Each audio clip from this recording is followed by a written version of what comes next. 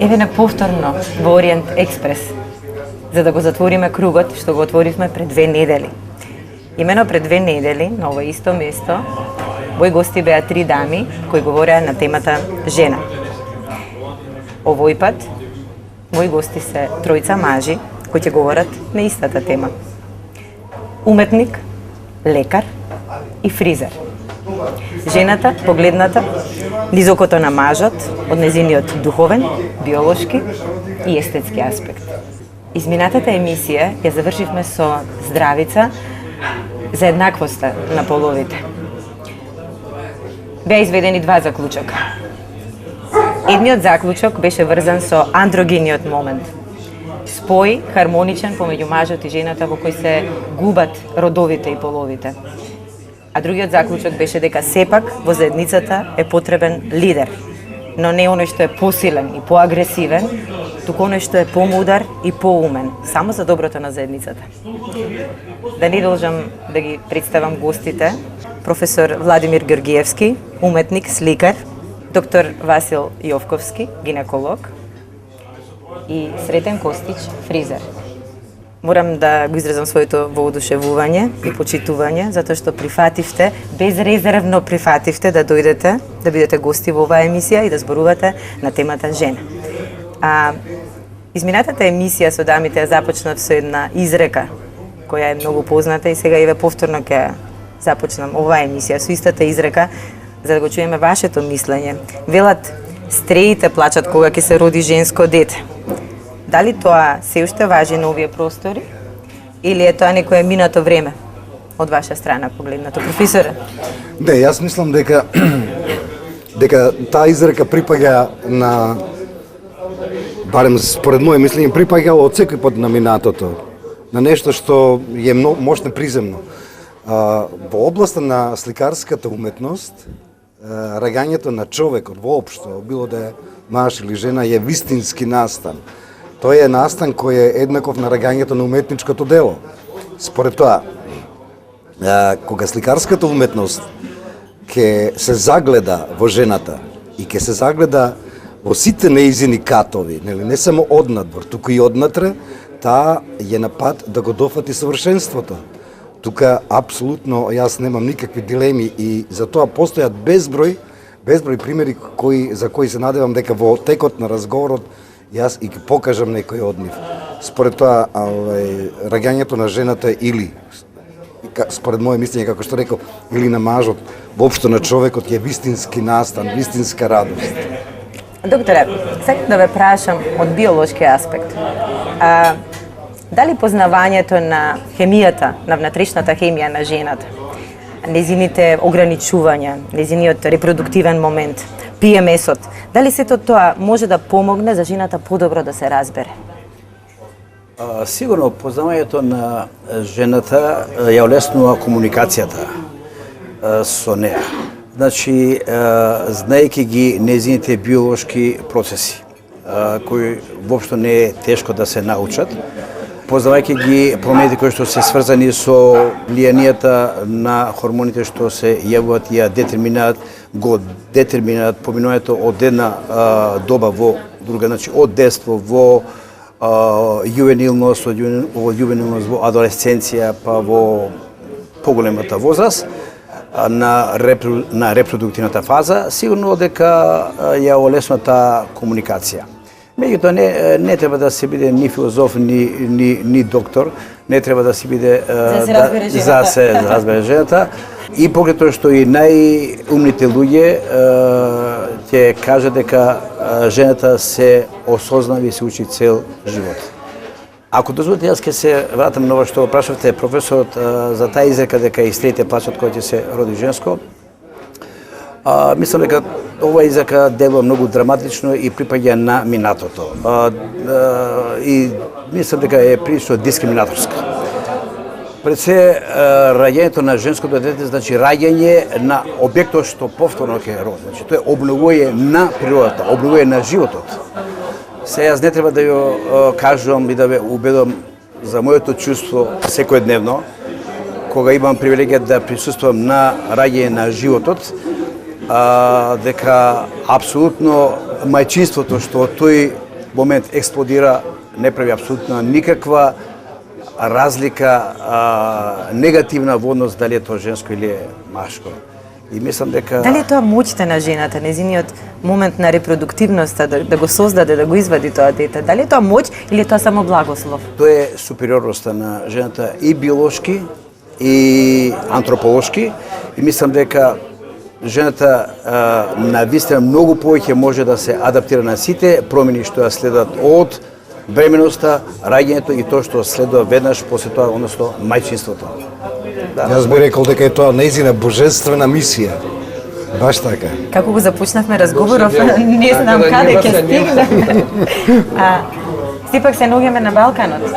Оваа изрека е наша, балканска изрека, македонска изрека. Сретен, имаме ли ние балкански менталитет? Се препознава ли тој балкански менталитет?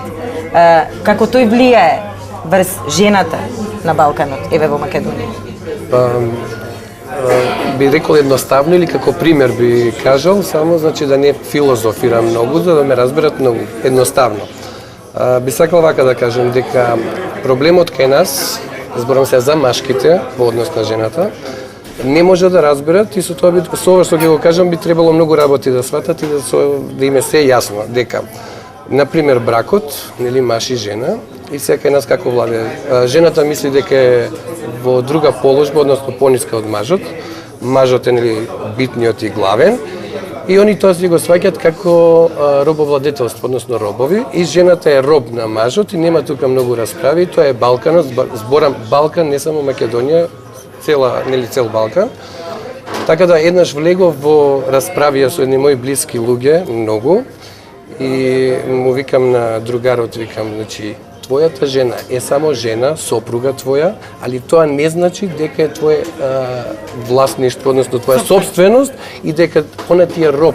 Дали тоа можеш да го разбереш? И стана голема дискусија, тоа не може да го разбера, да го сватат.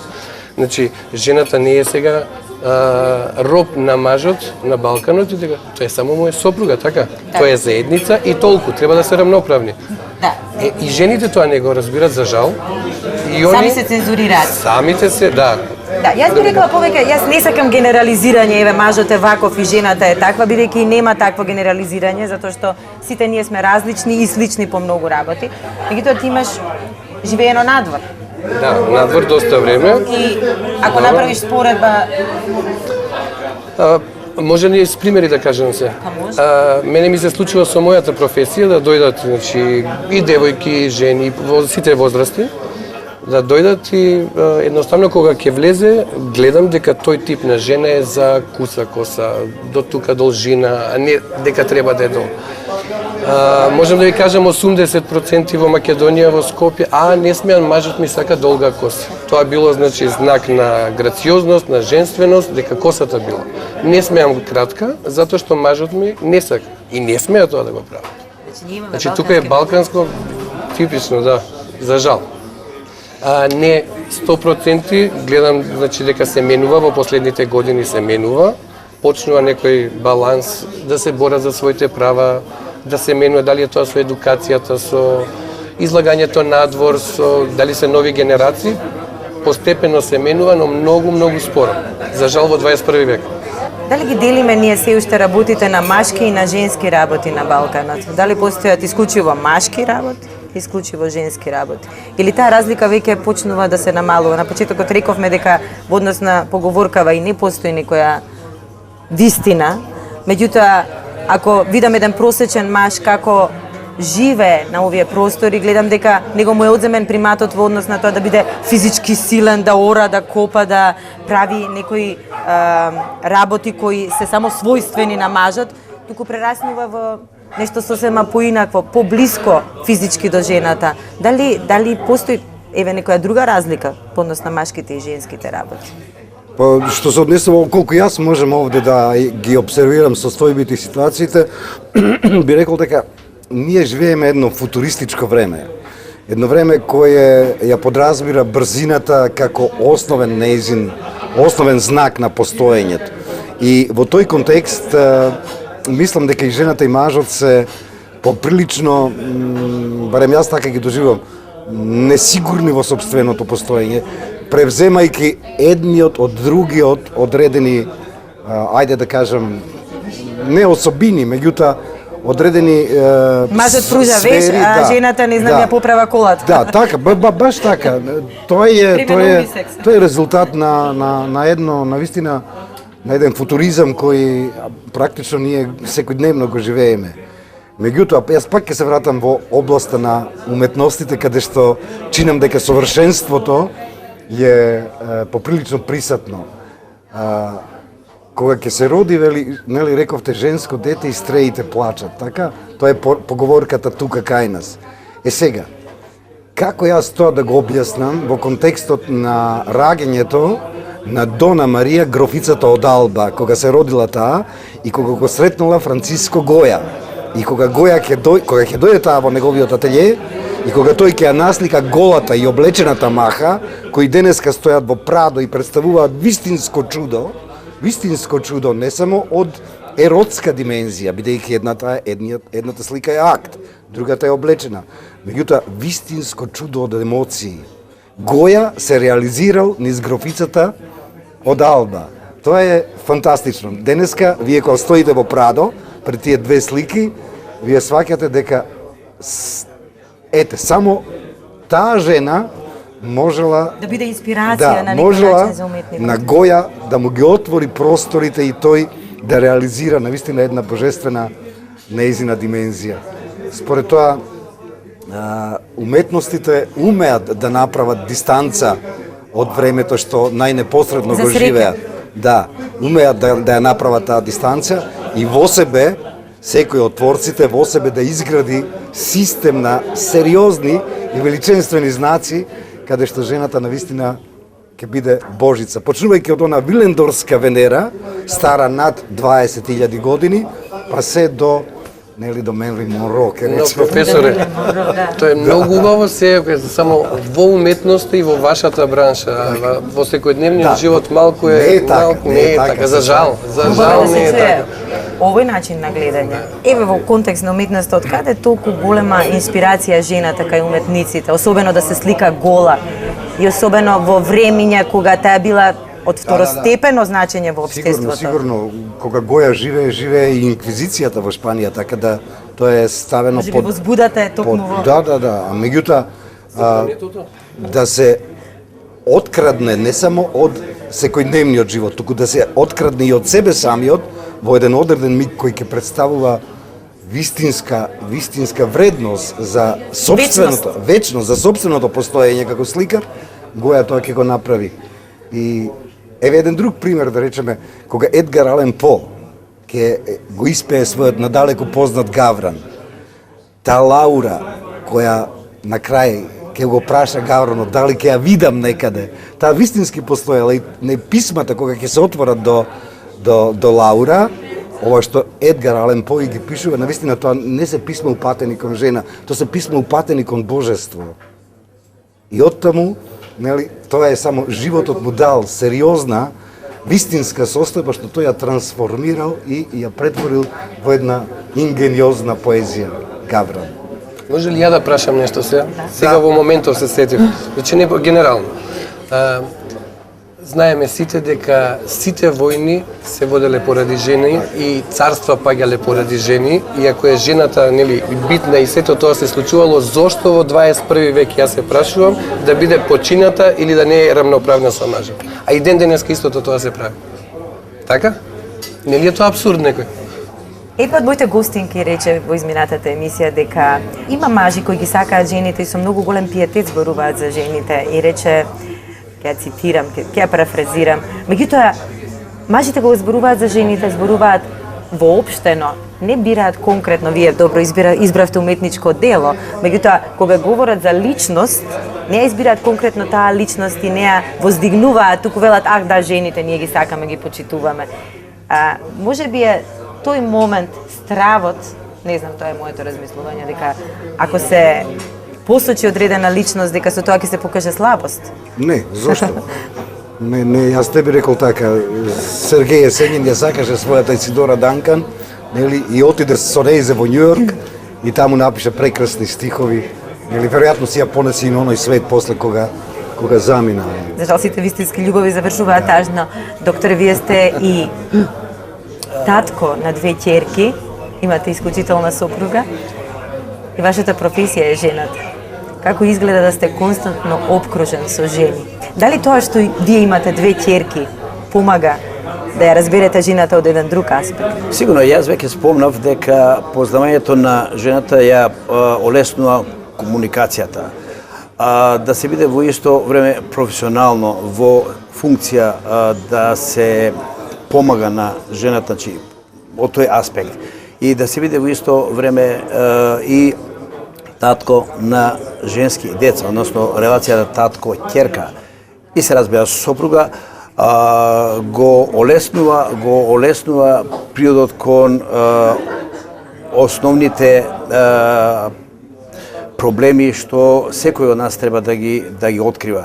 Сигурно дека особено е важна, значи, комуникацијата, односно интерреакцијата.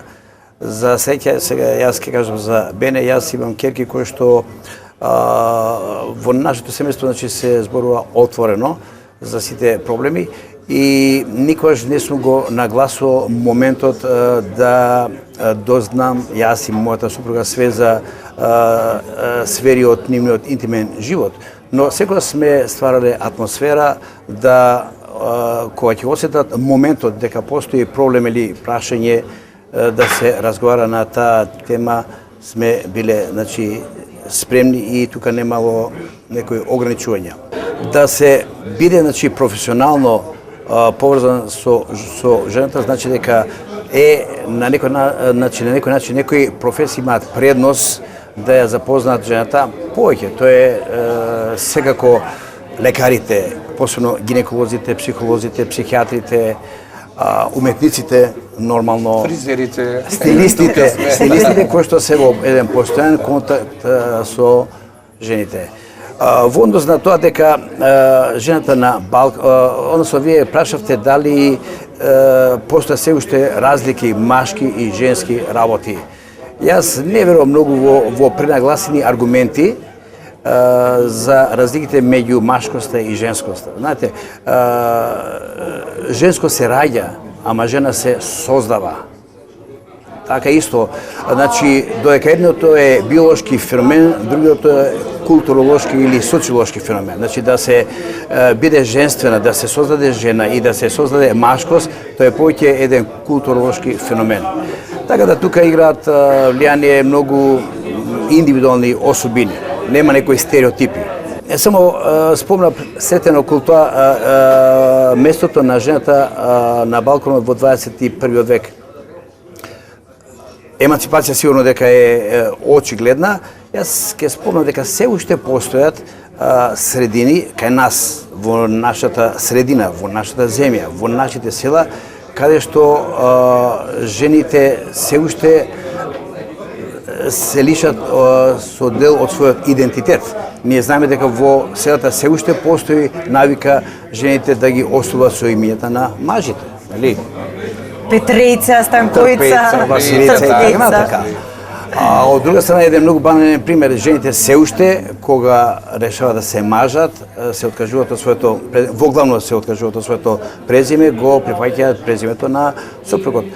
Дали е тоа минус или плюс? Јас сметам дека плюс, заради тоа што тоа зборува, ако се анализира подлабоко, тоа зборува за мојта на жената да биде поадаптабилна. Значи, она многу полесно ги понесува промените.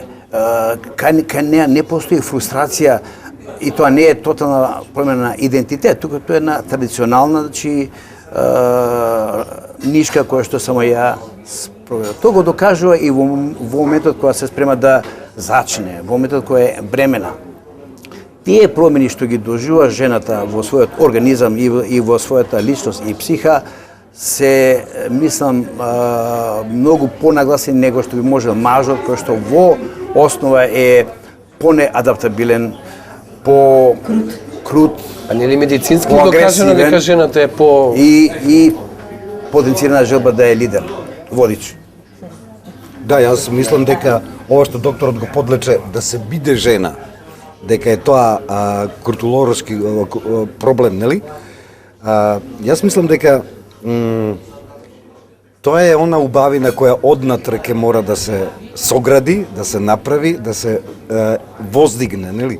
Не е само надворешноста таа која да речеме ќе ја плени мислата на еден творец. Дали окото лаже? Еве едно прашање.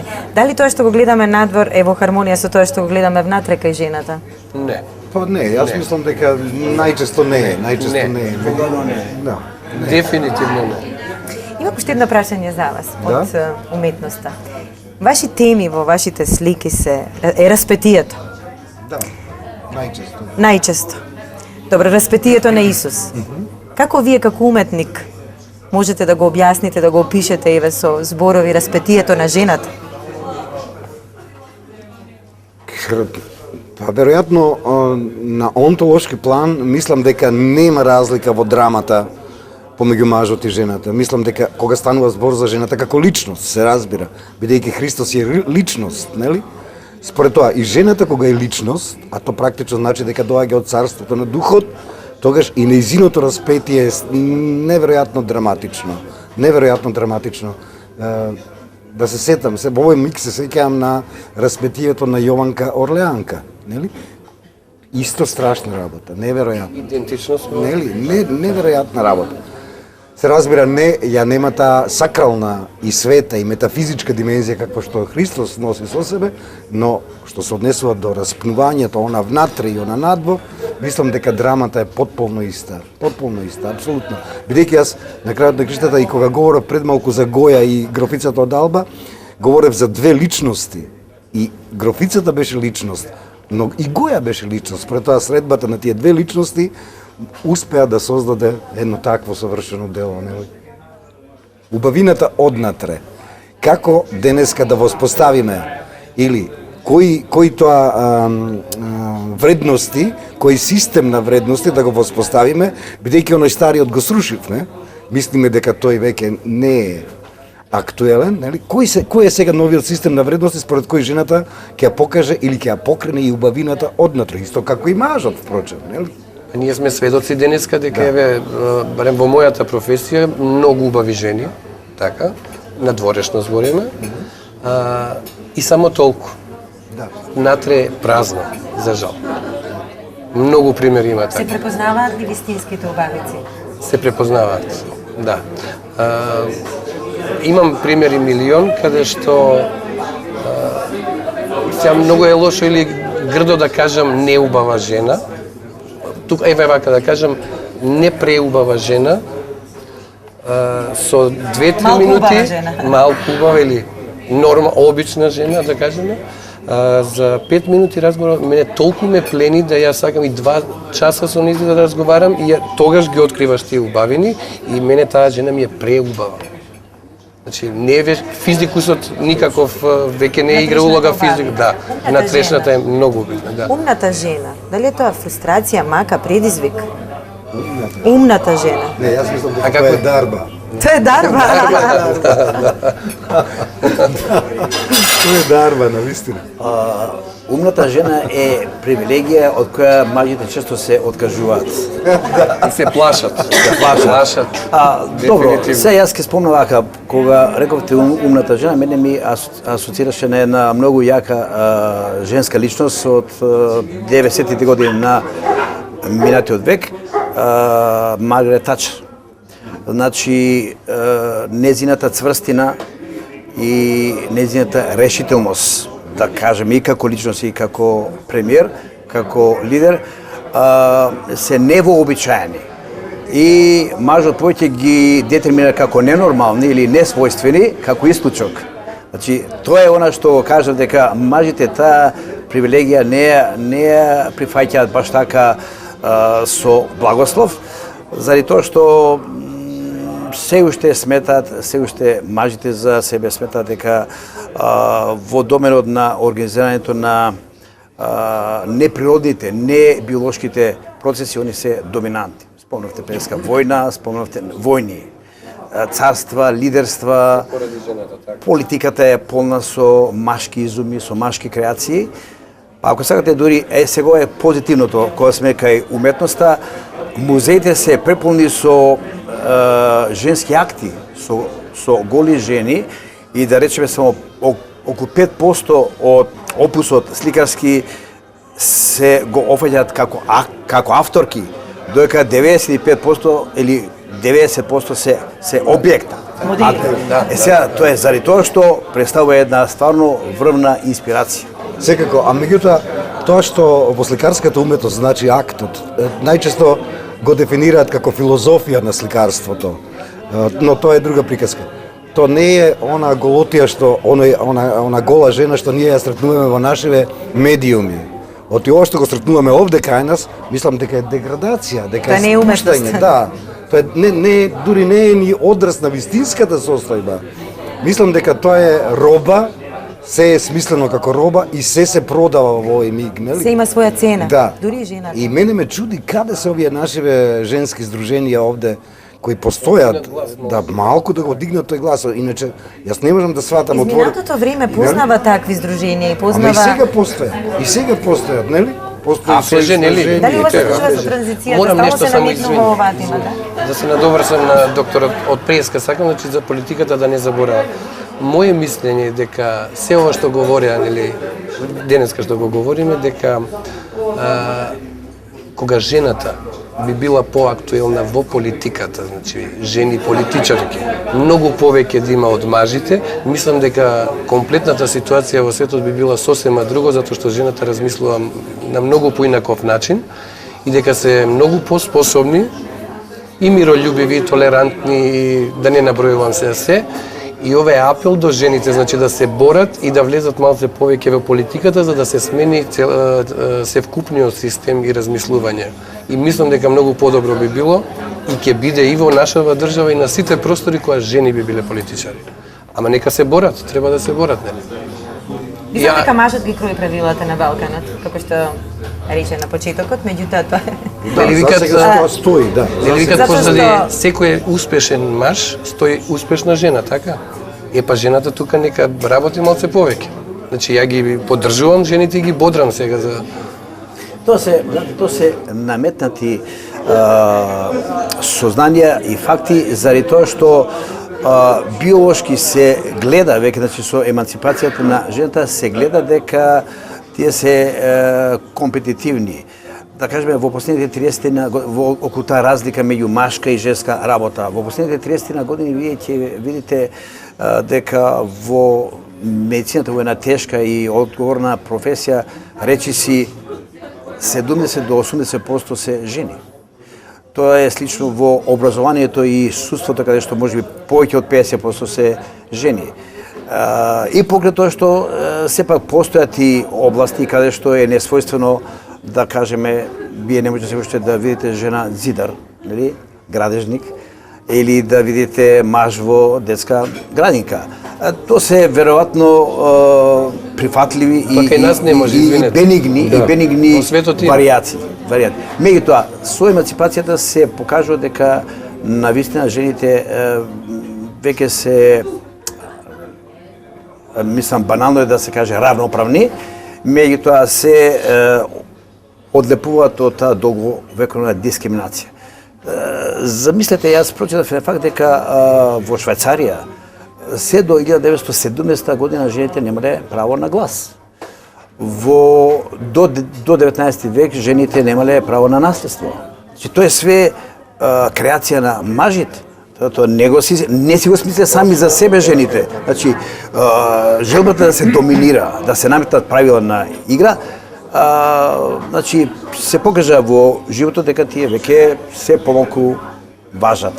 Во Скандинавија важи тоа докторот што кажа сега, дека кај нас не постои зидар во градинка, нели маж, во градинка, жена Таму зидар, се во изедначени. Скандинавија изедначена. Таму има, да, професиите се изедначени. Професоре, што е моќен маж? Моќен маж. Како би го дефинирал? Не знам. Мислам дека е тоа никако не би го дефинирал само како физикус, нели? Можда моќта јас би ја прочитал и во мисловниот, и во емотивниот, и во оној општо човечкиот негов општо човечкото негово битие. Се што е човечко не мислам дека ми е туѓо, но истовремено значи дека и сум во состојба да направам и селекција, нели, за да дефинитивно мојата внатрешна снага на некој начин сила, нели, излезе на виделина или ја ставам во служба на луѓето со кои општам, на луѓето со кои живеам, нели? Јас така тоа би го разбрал или би го афирмирал. Да, не мислам дека тоа секако оние во митот, нели, во митологијата силниот маж знаеме што се може да направи. Да, ама тоа е истовремено и мисловната негова димензија и како да речем и творечката негова димензија. Одисеј ке лута, нели, на крајот на криштата ке свати дека големината негова е меѓу другото и да се врати кај Пенелопа, за да ја повторно да ја освои, повторно да ја засака и така натаму. Моќен маж е маж што плаче. Покажувањето на емоциите, впрочем, моќ или? Да, вака се. Тоа ми асоцира на една бајката за ѕверот и убавицата. Сите бајки се, значи, полни со стереотипи и нормално треба да личат на бајки. Меѓутоа, во сите тие стереотипи жената е представена како нешто што е убаво за око и со кое што е лесно да се управува. А додека мажот е цврст, агресивен, моќен и помалку скршлив. Пошто спомнавте емоциите или емотивноста исто така се гради. Значи не се дели спрема полот, односно родот, машка или женска емотивност, таа се гради. Имате емотивни мажи, тоа што вие спомнате маж што може да заплачи, тоа да не го скрие, и неемотивни жени. Така да и тие особини не се стереотипи, значи тие исто така спаѓаат во културолошкото, односно одгојот, во тоа што го прави, значи влијанието на семејството, општеството. Но тоа е моќта, ја мислам, голема на мажот, да заплаче, да ги покаже емоциите, тоа е веќе моќ. Да, ја би спомнал уште еден пример, например гревот. Гревот, нели, и религиски и библиски спаѓа, значи ние сите сме грешни, и така сме детерминирани, да се простува гревот е голема моќ. Во контекст нова мислам дека жената има предност. Сметам дека мажите имаат помалку дарба да опростуваат грев, се поригидни, полесно би се одлучиле да казнат и да бидат по-нефлексибилни, за разлика од жените кои што многу полесно го опростуваат гревот и се по-флексибилни, и во тоа лежи таа улога на жената која што е поврзана биолошки и со мајчинството, значи моќта да се биде по-приспособливи. Тука можеби би одиграле жените поважна улога, бидејќи историски мажот е тој што ги прави конфликтите, нели? А сите знаеме дека големината на човекот го знае да носи. Колку е голем и возвишен Квазимодо, звонарот во Богородичната црква, нели? Колку е тој возвишен, колку е грд. Боже Господе, тој е грифон. Оние грифони кои стојат на фасадата на Нотр-Дам. Меѓутоа, тој е неверојатно убав. Тој е величенствен однатре. Која е таа огромна негова заради која ќе гори на крај. Историски долго е граден стереотип на маж моќен, тоа е, значи, маж ловец, маж заштитник, маж кој што ги решава сите проблеми, дури и физички, значи користејќи го својот физикус. И тоа се менува. Секогаш вика дека главата на семејството е таткото, но столбот, вратот е мајката, без тоа не може. Тоа е многу битна работа. Според мене дефинитивно тоа е предизвик, затоа што ако би рекол дека е фрустрација, би се чувствувал многу послаб и би го доживал поинаку. Ако би била мака, сигурно не би била умна жена. А предизвик секако е да се освои една умна жена и да биде поможност и партнер и другар и така натаму. Па моќен маж, пример за моќен маж во денешно време е стабилен човек кој издрачи со сигурност, пред сите светски анкети покажаа дека жените полесно се приврзуваат кон мажи кои се едуцирани, да не би кажал интелигентни, за да може да надминат повеќе проблеми заедно, додека во некои кругови се уште мисли моќен маж дека е човек кој зраче со мускули или со финансиска моќ. За мене дефинитивно тоа не е моќен маж. Светската глобализација, трендот на светската глобализација си го направи своето во сите средини на живење.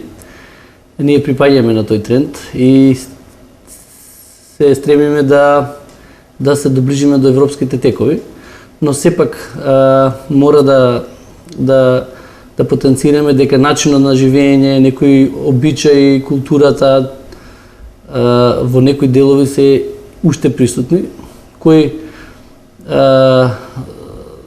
донесуваат заклучок или впечаток дека тој балкански однос е уште присутен за жал, но јас сум оптимист и мислам дека времето работи за да го надминеме тоа и сосема е нормално дека како секаде во светот дека и нас промените доаѓаат, додуша некаде побавно, нормално е, но сепак има средини каде што уште може да се евидентира тој балкански однос. И јас би можел да кажам од моје лично искуство, пошто имам престојувано подолг период надвор во неколку држави, имам приметено некои разлики, но сепак можам да кажам дека има и добри одлики кај македонската жена. Сепак таа е традиционално воспитана да биде лојална кон семејството, во некои делови конзервативна, но исто тоа го прави да биде и многу поблиска до семејството, поблиска како пријател. Би нагласил дека македонската жена и потопла е, за разлика од голем број на европски земји, каде што буквално односот може да се сведе на чист договор. Па жената кога влегува во релација, според она што го кажавме до сега, во одредени средини може да придонесе дека доколку влезе во релација, зборам и потоа излезе од релација, може да донесе до ситуација да биде осудена, да биде извикана, додека кај мажот многу често појава и да се пофали самиот ако влезе во некоја релација со некоја жена, но јас сепак ќе нагласам дека тоа да го ставиме на минатото, сосема природна работа и нормална работа е мажот и жената да влезат во било каква релација и може нив да ги гледаме само како партнери, без разлика кој во каква позиција и кој од каква средина дојде. Не би генерализирал, значи има моменти каде што жените можат да бидат многу поголеми мажи. Сепак тоа е индивидуална работа. Иначе мислам дека жените се попаметни од мажите, но поради нивната емотивна природа, они многу често знаат да бидат жртви заради тоа, додека мажите се доста потврди и гледајќи ги од страна некои мислат дека се силни мачо типови. Јас не се согласам со тоа. Како влегува жената во релација? Што ризикува кога жена влегува во релација, а како влегува мажот во релација? Мислите на меѓусебна релација? Да. Женско-машко. Женско-машко. Секаква релација. Кога влегувам од љубов во релација, што ризикува жената? Како влегува жената во релација со мажот и како мажот влегува во релација со жената? Јас мислам дека и тука е прилично, значи не може да се генерализира. И тука значи постојат индивидуални разлики. Во секој случај жената влегува во релација во која што гледа малку подолгорочно. Значи во секоја сериозна релација во која што влегува жената, тоа е психолошки, значи еден момент, влегува со по долгорочна мислата. Да кажеме, додека кај мажите импулсивноста или похотноста, обседнатоста од визуелното или физичката убавина на жената ги прави да се побрзи, подушни во опишувањето на релација, меѓутоа за по-краткорочно, односно по-погашно. Иако свесна дека после тоа можеби голема болка ќе има, нели ќе пати, но тоа е нерационално. Да. Како Јулија влезе во релација со Ромео. што одлучи, што реши миг, кој миг беше пресуден, нели, да се влюби во него, да се препозна. Јас мислам дека влегувањето во релацијата маж-жена или жена-маж, мислам дека е чувство на некакво чудесно препознавање, на некаква своја слика во некакво огледало кое Борхесовски назад го враќа одразот, нели, и тогаш и двајцата биваат воодушевени од спознанието. Може би во мигот е тоа, може би така. Флуидот може да флуидот. Може би после ќе се покаже дека не е тоа. Но во еден момент мислам дека доаѓа до тотално пресликување. Може би некогаш па плюс и минус, нели, спротивното, тоа што си го бараш за да дојде некоја рамнотежа на. Обично и така бива кај нас. Искреноста. Кој е искрен? Кој е повеќе искрен? Како е искрен мажот? Дали мажот е искрен? Дали е жената искрена? Индивидуално, нели, сега кој што рече за релацијата, така и ова е малку баш дискутабилно. Многу е. Љубовта, искреноста, гревот што го спомнав, се исто така индивидуални особини. Значи не може да се генерализира на машки и женски. Која е женскоста што ја има овде на Балканот, а ја нема на ниедно друго место? И ти ја гледаш и ја препознаваш секој ден. Секој ден кој е женственоста? Женственоста, тоа што нашата жена го има, а другите го немаат. Па тоа до сега што говорев, еден дел е од тоа, значи, нивната интуиција на овие простори, во однос на фамилијата, децата, мажот, сите роднини. Нивната личност. Нивната личност целокупна, но и нивната ете борба, па тоа дали да се докажува пред сите нив. Таа борбеност, многу сегменти воедно што европските жени го немаат, а морам и тоа да го кажам дека значи условите во светот, зборам стандардите, финансиските ситуации, нивни, можностите што ги имаат и за едукација и за култивирање за се, што ние овде до некаде го немаме, можам да ги пофалам нашите жени дефинитивно и стојам позади тоа дека се многу спремни, многу повеќе внимание посветуваат на себе си и на своите најблиски, па за сите тие овде колку обврски има нашата жена, например, за разлика во Европа, така? И она сето тоа го постигнува и на крај доаѓа она да се среди, да биде исфенирана, средена, све пак да му биде убава на мажот или некој за себе си, некој за околината. И, мислам дека имат многу енергија и дека се борбени, но на друг начин па тоа пак го прават за околината, за семејството, за сите други, но не толку за себе. Не толку за себе, морат малку повеќе време за себе да се посветат и да се борат на тоа поле, да го прават. Професоре, што? Не знам дали се слагат они со мене, ама жените на Балканот се смета дека од европските народи балканските жени се меѓу најубавите, мислам физички гледано. Тоа има цврсти, значи доказано. Да. Тоа мислам тука нема што да спориме. Еве еден пример ќе ви кажам за Бугарија. Значи зборам пред 15 на години, во сабота се бајле во 7 часот излегов да прошетам по Софија. Фризерските салони или салоните за убавине беа преполни од 7 са бајле и имат они свое правило, односно разговарав со неколку жени и викат сабота е мој ден, не ме интересира ни фамилија, ни деца, ни маж, ништо, јас сакам да си го посветам себе си и цел ден е мој. Значи одат во сауна, одат на педикир, маникир, во бјути салони, си го посветува себе си, а додека овдека малку жени се такви да денеска е мој ден, го посветувам на се друго, само не себе си. Тоа мора да го сменат малку. Ама тоа е малку и мазохизам. Ова што пред малку го прашавте, само да се надоврзам. Што е тоа што женава балканска го има, а можеби на друго место го нема?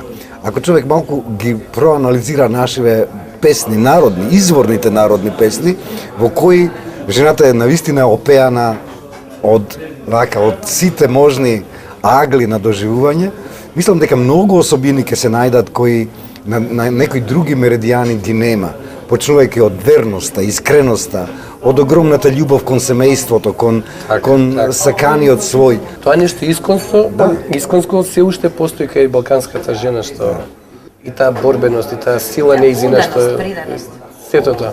се гради доверба. Јас кога ќе дојдам кај тебе имам доверба и да можам да влезем и да се излезам со замижани очи и знам дека е се варат. Тоа е психологија или е Дефинитивно, вака, се воедно, значи, мораш професионално да си спремен и да бидеш... Жената ти верува комплетно, 100%. Значи, треба да се докажеш, нели? Треба да се докажеш на било кој начин па да ти верува. За професионално, ако се надградуваш цело време, учиш, докажуваш и покажуваш, а тука игра улога и после толку години станувате на некои начини пријатели, тука интимата упрашање, па ти се доверуваат, па се и онда ако си добар психолог, треба треба тогаш да го препознаеш што и точно треба да процениш кај која жена што и треба, на кој начин, како е. Жените се тешка работа. И е тешко. Како? Комплицирано. Неспорно. Неспорно. За нив правиме муабет. Тешка, ама и исто така Инспиративна убава. е плюс. Инспиративна. Инспиративна е многу. Секоја инспиративна работа е тешка. Креативна се, ама Само не забравяйте дека жената е ранлива. Да, многу И каде е повеќе. жената ранлива? Многу повеќе. Многу повеќе. Него мажот. Јас мислам дека во ранливоста на жената спаѓа дури и убавината, односно тој благослов на убавите жени, мада е убавината релативна, сепак постојат некои стандарди општи. Убавината предизвика поголема ранливост кај жените. Ако се земе во обзир дека убавината може да е предмет на употреба и злоупотреба. Гледате една цела плејада од филмски звезди, старлети со својата убавина стигнале до врвот и многу брзо, односно многу да не употребам тако збор дека паднале на дното, меѓутоа тоа било и фактор на Проклетството да се биде убав. Е така. и да убава жена за мене. И посакуван. Да. Убавите жени мислам Убавите жени, трошат, светлите жени. им треба повеќе енергија и повеќе време да ја одржат убавината. Тој проблем го немаат понеубавите. Тоа е било. Градите жени се многу попасионирани и поинтересни и позабавни за мажите, отколку убавите жени. Зошто е тоа така? Имате такво сознание или искуство или Па тоа што спомнав дека убавината колку да е благослов, тоа е хендикеп. Затоа што се наоѓа во Говориме за рацете физику, на машките манипулатори. Ете за тоа. Она е свесна дека е преубава и мисли дека ништо друго не е потребно, само нејзината надворешна убавина дека ќе ги плени. Значи добро е кога не Тоа, е жената многу убава, а кога крие во себе некој бисер. Многу, да. Така што сето тоа може да... Еве за мене убава го жена, употреби. можам да ви кажам вака. Вашата претходна гледав некоја емисија со холандската амбасадорка. Да. Значи физички не можеме да кажеме дека она убавица некој нешто. Таа мене жена ме плени. Сето тоа што го кажа во емисијата, мислам дека треба да биде лектира, сакале, некеле, доаѓа време, нели 21 век и дека мора нештата да се менуваат и дека мора да се прифаќаат компромиси, мора да постојат и дека треба да се смени. А и жените како да се изборат за своите права. Ако дозволите, јас ќе спомнам уште еден сегмент каде што жената е посебно ранлива. Тоа е во релацијата на како гинеколог на репродуктивноста. Значи некои права што елементарни права што и се одземат или постои обид да се одземат. Правото на абортус. Знаете каква дискриминација тоа да и се одземе правото на абортус. Сега тоа е во последно време така повторно актуелно, дека се парафразира, значи такви дефиниции дека абортусот е убиство и така натака. И тоа го кажуваат мажи. Да. Со кое право? Со кое право они треба да ја наметнат на жената да се лиши од тоа право во ситуација кога тоа е неопходно или последен чин со кој што ќе реши еден постоечки проблем. Сигурно дека ние лекарите не се залагаме за неконтролирана значи репродукција, односно планирањето на семејството, за планирање на семејството постојат многу по-безбедни и по-рационални методи, контрацепција, воспитување и така натаму кои што треба да спаѓаат во едукативниот во семејството и во општеството. Меѓутоа, сепак процентуално секоја жена барем еднаш во својот живот ќе се соочи со проблем на несакана бремност. она има право да располага со своето тело. Тоа е значи што се случува во нејзиниот организам. Кој може да ја го оспори правото во тој момент, затоа што може да се работи за малолетна тинеџерка, адолесцентка со нерешен статус, незавршено образование или да кажеме злоупотребна или силувана девојка. И овие што се противници на абортусот ќе речат не, тоа е друго. Не, исто е.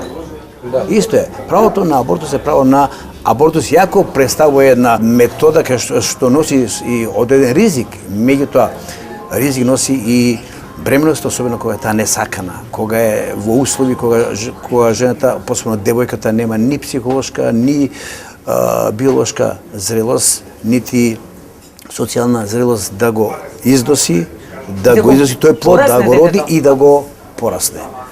Така да тука постојат многу дилеми кои што се продукт на политика, на во некоја сфера можеби и религијата игра улога. Меѓутоа тоа е исконско право, да, бидејќи се што се одвива со бременост се одвива во телото на жената. Никој нема право. Да. Ема тука е тоа мокте на мажество мислат кон нас дека може се, апсолутно. Знаете зашто? Тоа е таа. Да, јас се извинувам, заради тоа што секогаш постоел, значи, решавање на несакана бременост со абортус. Во минатото тоа било тајно, недозволено, нелегално И ризично. Ризично, небезбедно, во несоодветни сурови услови и жените се изложувале на голема опасност по својот живот, дури и убирале одбирајќи го тој пат затоа што ќе биле санкционирани. И сега, значи, само безбедниот абортус е право на безбеден, легален абортус. Да не излезе ова како некоја пропаганда, пошто сум јас гинеколог, меѓутоа тоа ме иритира, значи, тоа е елементарно право на... Тука е најранлива жената. Таа има во свој раце контролата за репродукција. Точно. Апсолутно. Тоа е нејзината, како што рековме, божествена мисија. Тоа е божествена мисија. Да, го вложува своето тело. Почетокот што го говоревме, така. Мажот учествува во креацијата и толку неговото тело воопшто не е влог во таа бременост, а жената го вложува своето тело, своите органи и сите ризици за болест кај не е никогаш исто и не може да биде, нели, медицински, еве вие тоа можете да го. Она пред малку што го прашавте, јас малце ќе се вратам назад за грдите жени. Јас би го ставил тоа под наводници. Да. Така да тоа рековме условно кажано. Има еден сјаен мајстор, сјаен сликар, се вика Лотрек. Тој дојде во Париз, влезе во јавните куќи, влезе во тие мрачни, темни соби каде што телото беше роба, живееше со тоа тело, се љуби во тоа тело, го живееше тоа тело и од тие жени направи вистински убавици на своите слики. Значи, работата е повторно да се живее, да се доживее средбата, да се доживее односот, да се доживее таа релација не како нешто што е за продавање, за краткотрајно, туку да се доживее длабоко, вистински.